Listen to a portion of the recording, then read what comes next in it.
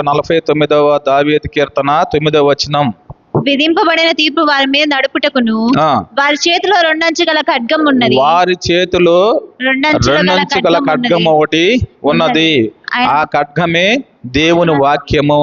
ఆ వాక్యం అనే ఖడ్గాన్ని మనము ధరించుకుంటూ ప్రార్థన అనే ఆయుధాన్ని మనము చేత పట్టుకొని ప్రార్థన చేస్తూ మనం ముందుకెళ్ళాలి. అందుకే మన ప్రార్థన చేసినప్పుడు ప్రార్థన ఆయుధము దేవుడు వాక్యం చెలుస్తుంది. ప్రభు గొప్పవాడు, ఆయన అధిక శక్తి సంపన్నుడు.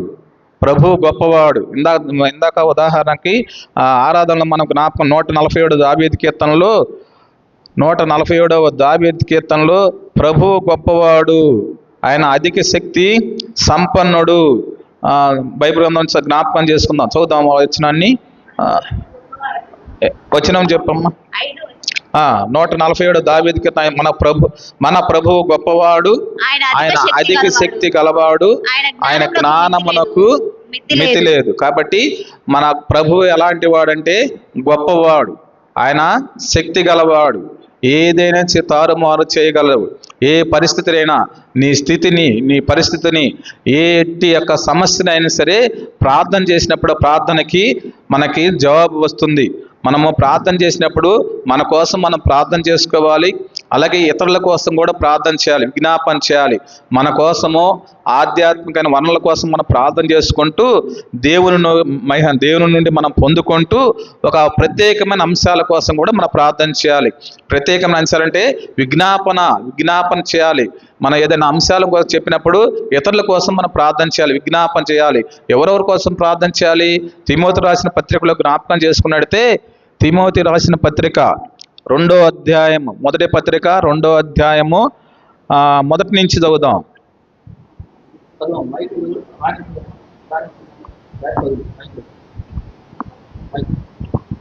మనము సంపూర్ణ భక్తియు మాన్యతయు కలిగి నెమ్మదిగాను సుఖముగాను బ్రతుకు నిమిత్తము అన్నిటికంటే ముఖ్యముగా మనుషులందరి కొరకును రాజుల కొరకును అధికారులందరి కొరకును విజ్ఞాపనములను ప్రార్థనలను యాచనలను కృతజ్ఞతాస్తుతులు చేయవలనని హెచ్చరించుచున్నాను. ఇది మంచిదియు మన రక్షకుడకు దేవుని దృష్టికి అనుకూలమైనది. ఇది మంచిది, దేవుని దృష్టికి అనుకూలమైనది. ఏది మంచిది? రాజుల కోసం ప్రార్థన చేయటం, అధికారుల కోసం ప్రార్థన చేయటం, మనుషులందరి కోసం కూడా మనం ప్రార్థన చేయటం, విజ్ఞాపన చేయటం. విజ్ఞాపన ప్రార్థనలు తప్పనిసరిగా మనం కలిగి ఉండాలి. ప్రార్థన మన కోసం మనం ప్రార్థన చేసుకోవటమే కాదు, కానీ ఇతరుల కోసం విజ్ఞాపన చేసే బిడ్డలుగా మనము ఉండాలి. అందుకే మనం విజ్ఞాపన చేసినప్పుడు మన యొక్క ఆత్మ, మనకి దేవుని ఆత్మ మనకు బలపరుస్తుంది. మన శరీరం ఒక బలహీన ఉన్నా కూడా దేవుని ఆత్మ మన బలపరుస్తుందంట. రోమీయులకు రాసిన పత్రిక 8వ అధ్యాయంలో 26వ వచనం జ్ఞాపకం చేసుకున్నట్లయితే దేవుని ఆత్మ మనల్ని బలపరిచినట్లుగా కనిపిస్తుంది. 8వ అధ్యాయం 26వ వచనం. అటువలే ఆత్మయు మన బలహీనతను చూసి సహాయం చేయుచున్నాడు. ఏలయనగా మనము యుక్తముగా ఎలాగూ ప్రార్థన చేయవలన మనకు తెలియదు, కానీ మూలుగులతోను ఆత్మ తానే మన పక్షముగా విజ్ఞాపనము చేయుచున్నాడు. తానే మన పక్షంగా విజ్ఞాపన చేయుచున్నాడు. అంటే దేవుని మన పక్షంగా ఏం చేస్తాడంటే దేవుని ఆత్మ మన పక్షంగా విజ్ఞాపన మనం ఎలా చేయాలో తెలియదు, కానీ దేవుడే మనకి నేర్పిస్తున్నాడు. అన్ని సమయాల్లో మనం ప్రార్థన చేయాలి. అన్ని సమయాల్లో అంటే కష్ట సమయంలో ప్రార్థన చేయాలి, సుఖంలో ప్రార్థన చేయాలి, మనము ఇబ్బందుల్లో ప్రార్థన చేయాలి, ఇరుకుల్లో ప్రార్థన చేయాలి, అన్ని సమయాల్లో కూడా ప్రార్థన చేయాలి, అన్ని రోజుల్లో ప్రార్థన చేయాలి, సర్వకాలాల్లో ప్రార్థన చేయాలి, సర్వ అవస్థల్లో కూడా ప్రార్థన చేయాలి. భూత భవిష్యత్తు వర్తమాన కాలం నుండే దేవునికి మన దేవుడు మారని దేవుడు కాబట్టి, నిన్న నేడు ఏకరీతిగా ఉన్న దేవుడు కాబట్టి, ఆ దేవునికి మనం ఏం చేయాలంటే ప్రార్థన విజ్ఞాపన చేయాలి. అందుకే ప్రార్థన అనే గొప్ప ఆయుధం మనం ధరించుకోవాలి. సర్వాంగ కవచాలతో పాటు ప్రార్థన ఆయుధం కూడా గొప్ప ఆయుధాన్ని మనం ధరించుకుంటే దేవుడు అనేక విషయాల్లో మనకి సహాయంగా ఉంటాడు. బైబిల్ గ్రంథం నుంచి జ్ఞాపకం చేసుకుంటే ఆయన్ని ఆయుధాన్ని ధరించుకోవాలంటే ఎలా ధరించుకోవాలి? మొట్టమొదటిగా ఆయన సన్నిధిని మనము వెదకాలి. దినవృత్తాంత గ్రంథం మొదటి గ్రంథము 16వ అధ్యాయము 11వ వచనం ఒకసారి మనము జ్ఞాపకం చేసుకుంటే, దినవృత్తాంతాల మొదటి గ్రంథము 16వ అధ్యాయము 11వ వచనం.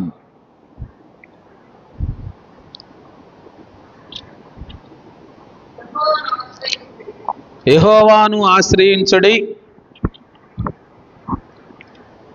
యెహోవాను ఆశ్రయించుడి, ఆయన బలమును ఆశ్రయించుడి, ఆయన బలమును ఆశ్రయించుడి, ఆయన సన్నిధి నిత్యము ఆయన వెదకుడి. సన్నిధి నిత్యము వెదకాలి. ఆయన సన్నిధిలోకి వచ్చి నిత్యము కూడా ఆయన బలాన్ని, ఆయన యొక్క ఆయనకి ఎప్పుడైతే మనం ఆయన సన్నిధి వెతుకుతామో, అక్కడ సన్నిధిలో ప్రార్థన చేస్తామో, ప్రార్థనా శక్తిని కలిగి ఉన్న బిడ్డలుగా ఉంటాం.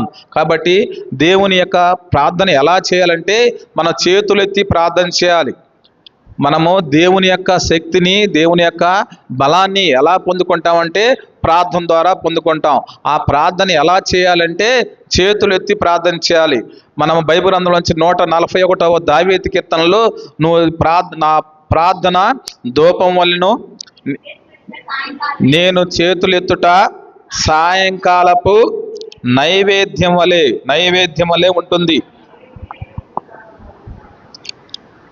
నా ప్రార్థన ధూపం వలెను, నేను చేతులెత్తుట సాయంకాలపు నైవేద్యం వలెను నీ దృష్టికి అంగీకారముగాక. కాబట్టి మన దేవునికి చేతులెత్తుట ఎలా ఉండాలంటే దేవుని దృష్టికి సాయంకాలపు నైవేద్యములాగా ఉంటుంది.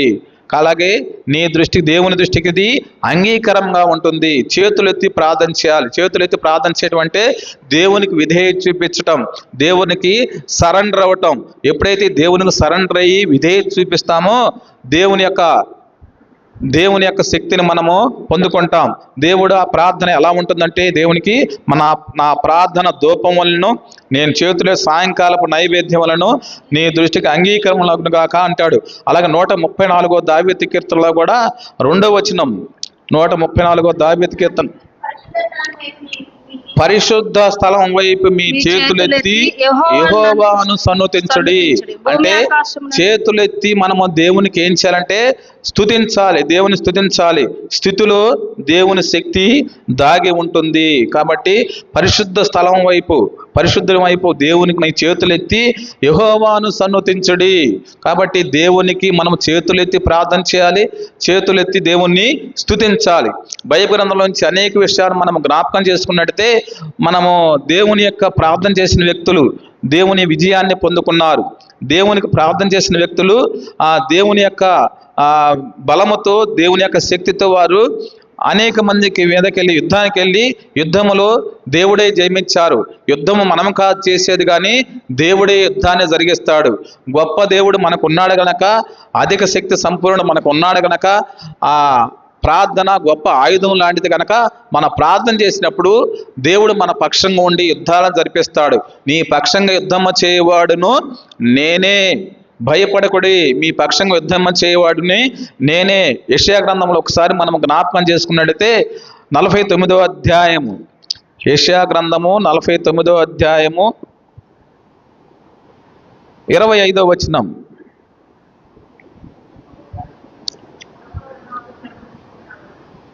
మైక్ తీసుకోండి, ఒకళ్ళు మైక్ తీసుకోండి.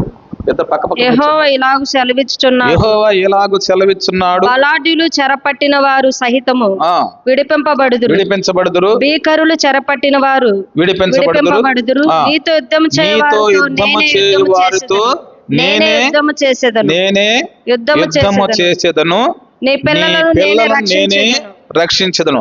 అంటే దేవుడు మన పక్షంగా యుద్ధం చేస్తాడు. ఎలా చేస్తాడంటే అనేక విషయాలు దేవుని వాక్యం చదువుతుంది. ఆయన యుద్ధోపకరణాలు ఎలాంటివి అంటే శరీర సంబంధమైన కాదు, కానీ శరీర సంబంధమైనవి కాదు దేవుని యుద్ధోపకరణాలు. ఉదాహరణకి ఐగుప్తు దేశం నుండి బయటకు వచ్చేటప్పుడు ఇశ్రాయేలు ప్రజలు దేవుడికి యుద్ధోపకరణాలు అనేకవి ఇచ్చాడు. ఆయన యుద్ధం చేయలేదు, ప్రజల చేత యుద్ధం చేయించలేదు, కానీ కందిరేఖల చేత కూడా దేవుడు వారి మీదకి పంపించాడు, శత్రువుల మీదకి.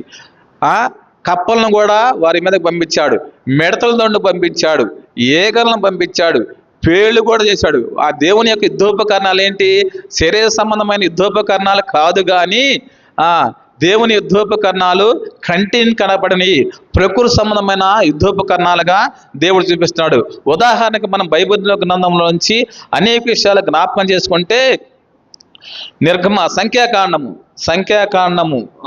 లేకపోతే ముందుగానే మీకు ఒకసారి మనం జ్ఞాపకం చేసుకుంటే, నిర్గమాకాండములో 14వ అధ్యాయంలో జ్ఞాపకం చేసుకుంటే అక్కడ దేవుడు ఏం చేస్తున్నాడంటే ఒకసారి ఎర్ర సముద్రాన్ని పాయలుగా చేసేటప్పుడు వాళ్ళకి ఏమైనా యుద్ధోపకరణాలు ధరించారా? ధరించలేదు. కానీ దేవుడు ఏం చేస్తున్నాడంటే వారు మోషే ద్వారా ఏం చేస్తున్నాడు, మోషే ఇంకా నువ్వెందుకు నాకు సాగిలి పడతావు, నీ దగ్గర ఉన్న ఏదే కర్ర ఉందో ఆ కర్ర చేతుకొని మనము ఆ సముద్రం వైపు చూపు, ఆ సముద్రము 2 పాయలుగా చేస్తాను, ఆరణ్యాల మీద నా ప్రజలను నేను నడిపిస్తాను అని చెప్పినప్పుడు వెంటనే దేవుడు అక్కడ కార్యం జరిగించి ఆ సముద్రాన్ని 2 పాయలుగా చేశాడు. కానీ అంతకుముందు ఏం జరుగుతుందో ఒకసారి మనం జ్ఞాపకం చేసుకుంటే ఇశ్రాయేలు ప్రజలందరూ కూడా ఐగుప్తు దేశం నుంచి వారు వెళ్ళమని ఫరోని చెప్తాడు. ఫరో చెప్పిన తర్వాత ఎవరో వచ్చి ఎందుకయ్యా వారిని పంపిస్తావు, వారు ఎక్కువ జనమై మళ్ళీ మనల్ని ఇది చేస్తారు కదా, వారిని పంపించడానికి ఆస్కారం లేదు, పంపించకూడదు అన్నప్పుడు వెంటనే ఫరో హృదయం కఠినపరిచి మళ్ళీ ఏం చేస్తాడంటే ఫరో వాళ్ళు 600 శ్రేష్టమైన రౌతులు అక్కడున్న ప్రజలందరినీ కూడా తోడుకొని 600 శ్రేష్టమైన రథాలను తీసుకొని వారు మళ్ళీ ఇశ్రాయేలు ప్రజల్ని వాళ్ళని తరమటానికి, వారిని పట్టుకోవటానికి ప్రయత్నం చేసి వారు వెళ్తారు. వారు వెళ్ళినప్పుడు అక్కడ ఉన్న ఇశ్రాయేలు ప్రజలు ఏం చేస్తారంటే అందరూ కూడా ఏం చేస్తారు, ఎందుకయ్యా మమ్మల్ని ఇక్కడ తీసుకొచ్చావు, ఇక్కడ తీసుకురాకుండా ఐగుప్తు దేశంలో ఉంటే ఆ ఫరోకి దాసులుగా ఉంటాం కదా, ఆ ఫరోకి మేము బానిసత్తులు అవుతాం కదా, అక్కడ ఉంటేనే బాగుండిద్దని మోషే దగ్గరకు వచ్చి వారు ఏం చేస్తారంటే వారు దుఃఖపడుతూ ఏడుస్తూ ఉంటారు. బైబిల్ గ్రంథం నుంచి నిర్గమాకాండము 14వ అధ్యాయము నిర్గమాకాండము 14వ అధ్యాయము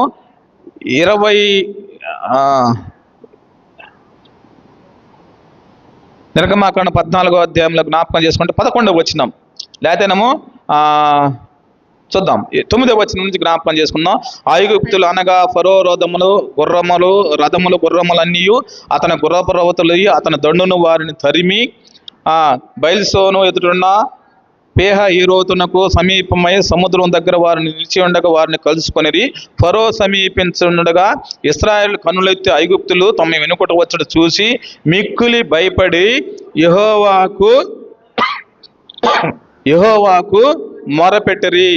అంతట వారు మోషేతో ఏమని మాట్లాడుతున్నారు, ఐగుప్తులో సమాధులు లేవని ఈ అరణ్యంలో చచ్చుటకు మమ్మను రప్పించితవా, మమ్మను ఐగుప్తులో నుండి బయటికి రప్పించి మమ్మను ఇట్లు చేయనేలా, మా జోలికి రావద్దు బాబు, ఐగుప్తులకు దాసులమై ఉంది, ఐగుప్తులు మేము నీతో చెప్పిన మాట ఇదే కదా, మేము ఈ అరణ్యమందు చచ్చుట కంటే ఏమంటున్నారట, మేము ఈ అరణ్యమందు చచ్చుట కంటే ఐగుప్తులకు దాసులగటమే మేలు, మేము అరణ్యంలోకి చచ్చుటకు అంటే మేము ఐగుప్తులోకి వెళ్ళి తిరిగి ఆయనకు దాసులుగా ఉంటాం అన్నప్పుడు వెంటనే మోషే ఏం చేస్తున్నాడు, 13వ వచనం, అందుకు మోషే భయపడకడి, యెహోవా మీకు నేడు కలుగు చేయు రక్షణను మీరు ఊరక నిల్చుని చూడండి, మీరేం చేయొద్దు బాబు, మీరేం భయపడ అవసరం లేదు, యెహోవా కలుగు చేయు రక్షణను ఊరిక నుంచొని చూడండి, మీరు నేడు చూచిన ఐగుప్తులు ఇక మీదట మన ఎన్నరీ చూడరు,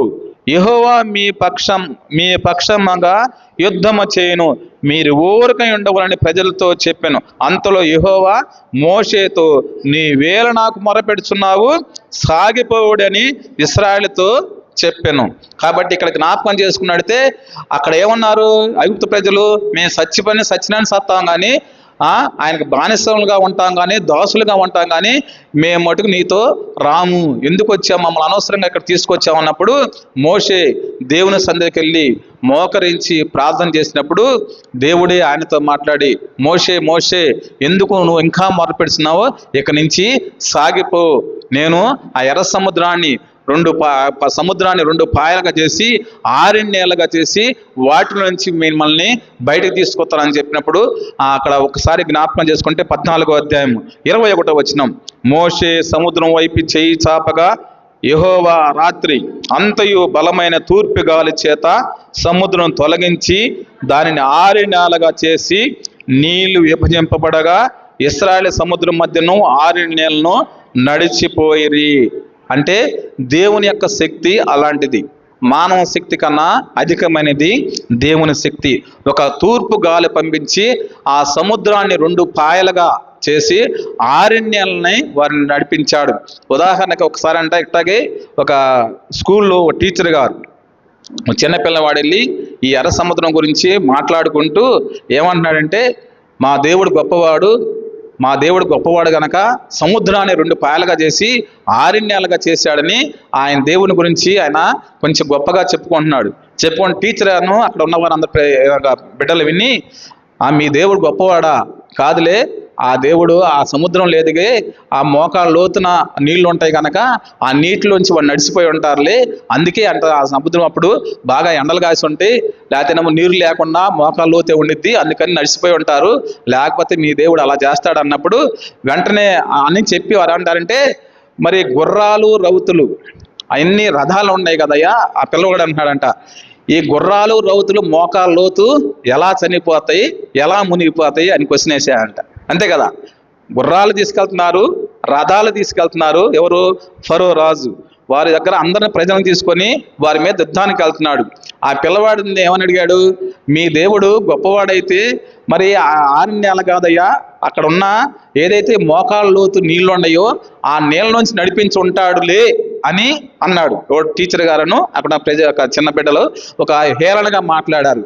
అప్పుడు ఈ పిల్లవాడు వారికి జవాబు ఇచ్చిందంటే, సరేనా, మీరు చెప్పింది కరెక్టే, మరి అక్కడ ఉన్న రథాలు మునిగిపోయి, గుర్రాలు మునిగిపోయి, ఒక్కడు కూడా మిగలకుండా చనిపోయారు కదా, మరి మోకాళ్ళ లోతు ఎవరైనా చనిపోతారా అని క్వశ్చన్ వేశాడు. మోకాళ్ళ లోతు ఎవరైనా చనిపోతారండి? చిన్న గేదె పడ్డా కూడా బయటకు వచ్చి, చిన్న దూడ పడ్డా బయటకు వస్తుంది, చిన్న పిల్లవాడు పడ్డా కూడా మోకాళ్ళ లోతులో చనిపోయాడు. ఎందుకంటే ఆ నీళ్లు వారికి ముంచలేదు, పూర్తిగా మునిగిపోయి ఊపిరి ఆడుకుంటేనే చనిపోయేది. కానీ ఆ పిల్లవాడుకున్న జ్ఞానము ఎలాంటిదంటే, దేవుని ఒక గొప్ప కార్యాన్ని, దేవుడు వారికి ఉన్న శక్తిని, సామర్థ్యాన్ని, ఆ దేవుని గురించి వారు అక్కడ గణపరిచాడు ఆ పిల్లవాడు. అందుకే అదంతా విన్న తర్వాత నిజమే కదా టీచర్ ఏమంటున్నాడంటే, నిజమే కదా, మోకాళ్ళ లోతున రథాలు గుర్రాలు మునిగిపోతాయా, మునగపోతాయి కదా, మందే పొరపాటు, మీ దేవుడు గొప్పవాడని దేవుని మహింపరిచారంట. అదే గ్రంథం నుంచి జ్ఞాపకం చేసుకుంటే కింద వచ్చినాం 26వ వచనం, అంతలో యెహోవా మోషేతో, ఐగుప్తుల మీదకి వారి రథముల మీదకి వారి రౌతుల మీదకి నీళ్లు తిరిగి వచ్చిన సముద్రం వైపు నీ చెయ్యి చాపమనను.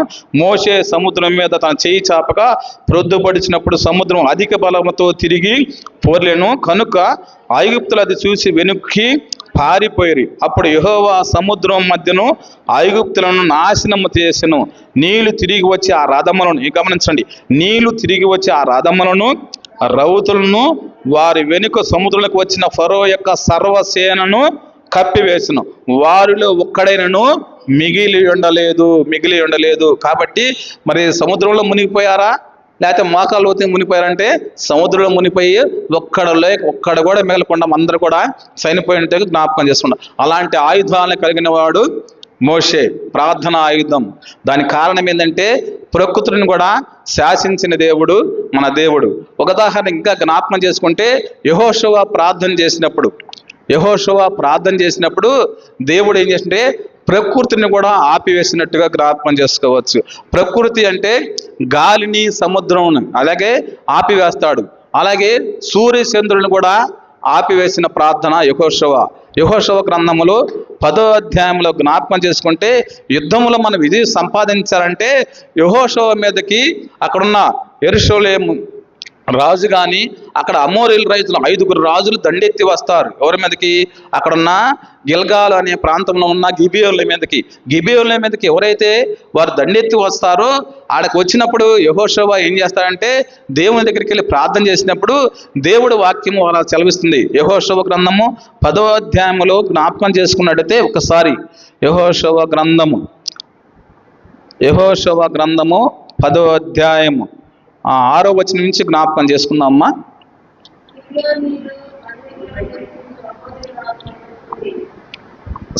ఒకసారి నేను జ్ఞాపకం చేసుకున్నట్టయితే, ఇక్కడ గిబియోనులు అంటే పెద్ద పట్టణం అంట. ఆ పట్టణము చూసి ఇక్కడ యెరూషలేము రాజు కూడా ఏం చేస్తాడంటే, ఆయన కూడా భయపడతాడు, ఇది గొప్ప పట్టణం కదా, వీరే వెళ్ళి వారు ఇశ్రాయేలు ప్రజలతో సంధి చేసుకున్నారు, అంటే రాజీ కుదుర్చుకున్నారు. ఇంకేముంది, మనం హాయి పట్టణాన్ని వారు ఆల్రెడీ కొల్లగొట్టేశారు ఇశ్రాయేల్ ప్రజలు. అలాగే గిబియోనులతో కూడా సంధి చేసుకున్నారు.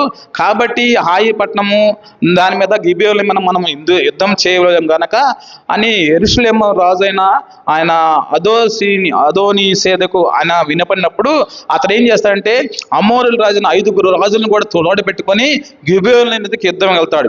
గిబియోనుకి యుద్ధం వెళ్ళినప్పుడు యెహోషువ ఎక్కడ ఉంటాడంటే గిల్గాలు ప్రాంతంలో ఉంటాడు.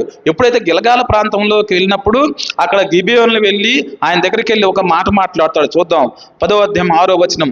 గిబియోనులు మన్యములో నివసించు అమోరీయుల రాజులందరూ కూడి మా మీదకు దండెత్తి వచ్చి ఉన్నారు కనుక నీ దాసులను చెయ్యి విడువక త్వరగా మా యొద్దకు వచ్చి మాకు సహాయం చేయమని మమ్మల్ని రక్షించమని గిల్గాలులో దిగి ఉన్న పాలెంలో యెహోషువకు వర్తమానం పంపగా యెహోషువయు అతని యుద్ధనున్న యూదులందరూ పరాక్రమశారులందరూ సూర్యులందరూ గిల్గాల నుండి బయలుదేరడి. అప్పుడు యెహోవా, ఇక్కడ గమనించండి, అప్పుడు యెహోవా వారికి భయపడకము, నీ చేతికి వారిని అప్పగించి ఉన్నాను, వారిలో ఎవడు నీ ఎదుట నిలబడని యెహోషువతో సెలవీయగా. ఇంకా ధైర్యం వచ్చింది యెహోషువ అక్కడి నుంచి బయలుదేరి ఆ యుద్ధానికి వారికి వెళ్తాడు. ఆ యుద్ధంకి వెళ్ళినప్పుడు ప్రార్థన చేస్తాడు. ఏమని ప్రార్థన చేస్తాడంటే ఆ పగలున్నంతసేపు కూడా యుద్ధం చేయాలి, రాత్రి అయితే యుద్ధం చేయలేరు. కానీ ఈ సైన్యం ఎక్కువ, అమోరీయుల రాజులు 5 రాజులు వారి యొక్క సైన్యంతో వచ్చారు. కానీ ఇక్కడ ఉన్న సైన్యం కొద్ది కాబట్టి ఆ యుద్ధంలో వీరు గెలవాలంటే ఏం చేయాలంటే సూర్యుడు అట్టగే పగలు మాత్రమే ఉండాలి, అలాగే ఆ చీకటి పడకూడదు. చీకటి పడితే వారు తప్పించుకొని మళ్ళీ వస్తారు యుద్ధానికి అని దేవుని సన్నిధికి వెళ్ళి ప్రార్థన చేస్తున్నాడు. ఏమని 10వ అధ్యాయం 12వ వచనం. సూర్యుడా నీవు గిబియోనులో నిలువుము, చంద్రుడా నువ్వు అయ్యాలోను లోయలో నిలువుము. జనులు తమ శత్రువుల మీద పగ తీర్చుకునే వరకు సూర్యుడు నిలుచును, చంద్రుడు ఆగిపోయిన. అంటే ఒక వ్యక్తి ప్రార్థన చేసినప్పుడు సూర్య చంద్రాల్లో కూడా సూర్యుడు చంద్రుడు కూడా ఆగిపోయే ప్రార్థన చేశారు. ఎవరంటే యెహోషువ అంత ప్రార్థనా శక్తి గలవాడు. ఆ ప్రార్థన చేసిన తర్వాత దేవుడు అని చెబుతాడు. చూద్దాం ఒకసారి కిందకు వచ్చిన తర్వాత 13. సూర్యుడు ఆకాశం మందిర నిలిచి ఇంచుమించు ఒక నాడెల్లా అస్తమించలేదు, త్వరపడలేదంట. యెహోవా ఒక నరుని మనం వినిన ఆ దినం వంటి దినము దానికి ముందే గాని దాని తరువాతే గాని ఉండలేదు. నాడు యెహోవా ఇశ్రాయేలుకు పక్షంగా యుద్ధము చేసెను. అప్పుడు యెహోషువయు అతనితో కూడా ఇశ్రాయేలు అందరూ గిల్గాలున్న పాలెంలోకి తిరిగి వచ్చిరి. అంటే ఒక ప్రార్థన శక్తి ద్వారా, ప్రార్థన ఆయుధం ద్వారా దేవుడు ఏం చేశాడంటే ఒక సూర్యుడిని చంద్రుని కూడా ఆపిన ప్రార్థనగా యెహోషువ చేసినట్టుగా, ప్రార్థన చేసినట్టుగా మనం జ్ఞాపకం చేసుకోవచ్చు. ఇంకా బైబిల్ గ్రంథంలో జ్ఞాపకం చేసుకుంటే ఆనాడు విజయాన్ని సంపాదించాడు కదా. ఇక్కడ ఆ దేవునికి మోషే ప్రార్థన చేసినప్పుడు మోషే మీద కూడా అమాలేకులు దండెత్తి వస్తారు. అమాలేకుల ప్రజలు ఇశ్రాయేల్ ప్రజల మీద దండెత్తి వచ్చినప్పుడు మోషే ఏం చేస్తున్నాడంటే ఇదిగో నేను కొండ మీదకి వెళ్తాను, యెహోషువ నువ్వు వెళ్ళి కిందకెళ్ళి నువ్వు యుద్ధం చేయని ఆ కొండ మీదకి వెళ్తాడు. ఎవరితో ఎందుకు వెళ్తాడు? దేవునికి ప్రార్థన చేయడానికి. యుద్ధం ఎవరు చేయాలి? కింద యెహోషువ చేయాలి. అక్కడ ఆ యెహోషువ ఒక్కడనే పంపిస్తాడు. అక్కడ కొండ మీదకి ఎవరు వెళ్తారు? మోషే వెళ్తాడు, అహరోను వెళ్తాడు, హూరు వెళ్తారు. ఈ ముగ్గురు కొండ మీదకి వెళ్ళిన తర్వాత యెహోషువ ఏం చేస్తాడు? నువ్వు వెళ్ళి యుద్ధం చేయి. మేము వెళ్ళి ఏం చేస్తాము? ప్రార్థన చేస్తాం, చేతులు ఎత్తి ప్రార్థన చేస్తాం. చేతులు పైకెత్తినంత సేపు కూడా ఇశ్రాయేలు ప్రజలు కింద గెలుస్తున్నారు, యుద్ధంలో జయం పొందుకుంటున్నారు. ఎప్పుడైతే యెహోషువ ఇక మోషే చేతులు కిందకు దించాడో అక్కడ ఏం జరుగుతుంది? యుద్ధంలో ఓడిపోతున్నారు. అంటే అక్కడ అమాలేకులు ప్రజలు గెలుస్తున్నారు. యుద్ధంలో గెలవాలంటే ఏం చేయాలి? చేతులు ఎత్తి అట్టే ప్రార్థన చేస్తుండే. 2 చేతులు ఎత్తి ప్రార్థన చేస్తుండాలి. ప్రజలు బరువయ్యి, మోషేకి బరువయ్యి చేతులు ఎప్పుడైతే కింద దించుతున్నాడో వెంటనే అక్కడ ఏం జరుగుతుంది? అమాలేకుల ప్రజలు యుద్ధంలో గెలుస్తున్నారు. కాదు ఎట్టని అక్కడ ఉన్న అహరోను అలాగే హూరు ఇద్దరు కూడా వచ్చి ఒక బండను తీసుకొచ్చి ఆ బండ మీద ఈయన కూర్చోబెట్టి అహరోను ఒకవైపు అలాగే ఊరు ఒకవైపు 2 చేతులు ఆ భుజాల ఆయన మీద వేసుకొని ఒక చెయ్యి ఎట్ట ఆ 2 చేతులు 2 పక్కన కూర్చొని ఆ 2 చేతులు మోషే ఆ చేతులు ఎత్తి ప్రార్థన చేసినప్పుడు అక్కడ ఇశ్రాయేలు ప్రజలందరూ కూడా గెలుస్తున్నారు. అక్కడ కింద యుద్ధంలో ఇశ్రాయేలు ప్రజలు గెలుస్తున్నారు. ఆ చేతులు ప్రార్థన చేసినంతసేపు కూడా చూద్దాం. బైబిల్ గ్రంథంలో నుంచి జ్ఞాపకం చేసుకున్నట్టయితే బైబిల్ గ్రంథంలో నిర్గమాకాండం 17వ అధ్యాయం, నిర్గమాకాండము 15వ అధ్యాయము 16వ వచనం చదువుదామండి. నిర్గమాకాండము 17వ అధ్యాయము 16వ వచనం చదవమ్మా. అమాలేకీయులు తమ చేతిని యెహోవా సింహాసనమునకు విరోధముగా ఎత్తిరి గనుక యెహోవాకు అమాలేకీయులతో 17వ అధ్యాయం 8వ వచనం చదవమ్మా. 8వ వచనం ఒకసారి. తరువాత అమాలేకులు వచ్చి రెఫీదీమున ఇశ్రాయేలుతో యుద్ధం చేయగా మోషే యెహోషువతో, మన కొరకు మనుషులను ఏర్పరచుకొని వారిని తీసుకొని బయలువెళ్ళి అమాలేకులతో యుద్ధం చేయము. రేపు నేను దేవుని కర్ర చేతబడిన కొండ శిఖరమును నిలిచెదను అనెను. యెహోషువ మోషే తనతో చెప్పినట్టు చేసి అమాలేకులతో యుద్ధం ఆడాడు. మోషే అహరోనును ఊరు అనువారు ఆ కొండ శిఖరం ఎక్కిరి. మోషే తన చెయ్యి పైకెత్తినప్పుడు ఇశ్రాయేలు గెలిచిరి.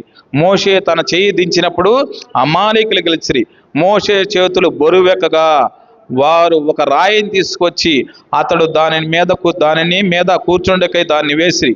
అహరోను ఊరును ఒకడు ఈ ప్రక్కను ఒకడు ఆ ప్రక్కను అతని చేతులు ఆదుకొనగా అతని చేతులు సూర్యుడు అస్తమించే వరకు నిలకడగా ఉండెను. అట్లు యెహోషువ కత్తివాడి చేత అమాలేకుల రాజును అతను జనులను గెలిచెను. అంటే దేవుని యొక్క యెహోషువ యొక్క విజయం కానీ మోషే యొక్క విజయం కానీ దేనిలో దాగి ఉందంటే ప్రార్థనలో. అక్కడ ప్రార్థన చేస్తున్నారు, ఇక్కడ యుద్ధం ఆడుతున్నాడు యెహోషువ. ఆ ప్రార్థనా శక్తిని కలిగిన వారు మోషే, అక్కడే యెహోషువ. కాబట్టి అలాంటి ప్రార్థనా శక్తి వాళ్ళ ద్వారా ఏం జరిగింది? అమాలేకుల మీద యుద్ధం చేసినట్టుగా, అమాలేకుల మీద యుద్ధములో వారు గెలిచినట్లుగా, కత్తి వాడి అమాలేకు రాజును అతని జనుల్ని గెలిచినట్టుగా జ్ఞాపకం చేసుకోవచ్చు. ఇంకా బైబిల్ గ్రంథంలో జ్ఞాపకం చేసుకున్నట్టే మోషే గారు కూడా మన ఇక్కడ యుద్ధంలో గెలిచారు కదా. ఇంకోసారి జ్ఞాపకం చేసుకుంటే సంఖ్యాకాండంలో జ్ఞాపకం చేసుకున్నట్టు అక్కడ 16వ అధ్యాయంలో మోషే మీదకి, అహరోని మీదకి కోరాహు, అబిరాము, దాతాను ఈ ముగ్గురు వ్యక్తులు కలిసి ఒక సమాజంగా కూడుకొని 250 మందిని పోగు చేసి వారి మీద సనుక్కుంటూ, ఇదిగో నువ్వేనా పరిశుద్ధుడు, మేము పరిశుద్ధులం కాక నువ్వేనా పరిచర్య చేయాల్సింది, మేము పరిశుద్ధులం కాదని వారి మీదకు సనుక్కుంటూ గొనుక్కుంటూ, అంటే ఒక ప్రాయచిత్తం గల చేసిన ప్రార్థన. ఇక్కడ యుద్ధంలో గెలిచిన ప్రార్థన. జనులకి ఏదైనా ఆపద వచ్చినప్పుడు ఆ తెగులను ఆపటానికి కూడా వారు ప్రార్థన చేసిన వ్యక్తులుగా మోషే గారు కనిపిస్తున్నాడు. మనము బైబిల్ గ్రంథంలో జ్ఞాపకం, ఎప్పుడైతే ఆ దాతాను, అబిరాము, కోరాహు ఆ ముగ్గురు వ్యక్తులు కలిసి 250 మందిని పోగు చేసుకొని వారి మీదకి వచ్చినప్పుడు దేవుడు అంటున్నాడు, మీరెందుకు ఎంతగా బాధపడుతున్నారు? క్షణములో వారిని నేను నశింపజేస్తా, క్షణములో వారిని నాశనం చేస్తా అన్నప్పుడు వెంటనే ఈయన ఏం చేస్తాడంటే, మోషే గారు వద్దు ప్రభువా అలా చేయొద్దు, ఒక్కడు పాపం చేసిన వలన అందరిని కూడా నువ్వు చంపేస్తావా, అలా వద్దు అన్నప్పుడు దేవుడు ఏం చేస్తాడంటే ఒక మాట చెబుతాడు. సంఖ్యాకాండము చదవండమ్మా. 16వ అధ్యాయములో సంఖ్యాకాండము 16వ అధ్యాయము 16వ అధ్యాయములో 20వ వచనం చదువుదాం, లేకపోతే 20వ వచనం. అప్పుడు యెహోవా, మీరును ఈ సమాజం అవతలకు వెళ్ళిన క్షణంలో నేను వారిని కాల్చివేదునని మోషే అహరోనుతో చెప్పగా, వారు సాగిలపడి సమస్త శరీరాత్మలకు దేవుడైన దేవా, ఈ ఒక్కడు పాపం చేసినందున ఈ సమస్త సమాజం నీ కోపపడుదవా అని వేడుకొనిరి. అప్పుడు యెహోవా మోషేకు ఇలాగు సెలవిచ్చెను, కోరాకు, దాతాను, అబిరాముల యొక్క నివాసమున చుట్టూ నుండి తొలగిపోడిన జనసమూహంతో సమాజంతో చెప్పుము. అప్పుడు మోషే లేచి దాతాను, అబిరాము యొద్దకు వెళ్ళగా ఇశ్రాయేలు పెద్దలు అతని వెంట వెళ్ళిరి. అప్పుడు తన ఈ దుష్టుల గుడారం యొద్ద నుండి తొలగిపోడి, మీరు వారి పాపములన్నిటిలో నుండి పాలు వారి నశింపకుండినట్టు వారికి కలిగినది ఏది ముట్టకూడని ఆ సమాజంతో అనెను. కాబట్టి వారు కోరాహు, ఆ దాతాను, అబిరాముల నివాస యొద్ద నుండి ఇటు అటు లేచిపోగా, దాతాను, అబిరాములను, వారి భార్యలను, వారి కుమార్తెను, వారి పసిపిల్లలను తమ గుడారం వద్ద నిలిచిన తర్వాత ఇక్కడ మోషే గారు ఒక మాట్లాడతాడు. నేను చదువుదాం. 29వ వచనం. మనుషులందరికి వచ్చు మరణం అంటే మరణం వీరు పొందిన ఎడల సమస్త మనుషులు కలుగునదే వీరికి కలుగుని ఎడల యెహోవా నన్ను పంపలేదు. అయితే గొప్ప వింత పుట్టించటం వలన వారి ప్రాణములతో పాతాళములు కూలినట్లు భూమి తన నోరు తెరచి వారి కలిగిన సమస్తమును మింగివేసినట్లా వారు యెహోవాను అలక్ష్యము చేసిరని మీకు తెలియనను. అప్పుడు ఆ మాటలను చెప్పి చాలించగానే వారి క్రింద నేల నెరవేర్చెను. భూమి తన నోరు తెరిచి వారిని వారి కుటుంబమును కోరాకు సంబంధములను అందరినీ వారి సమస్త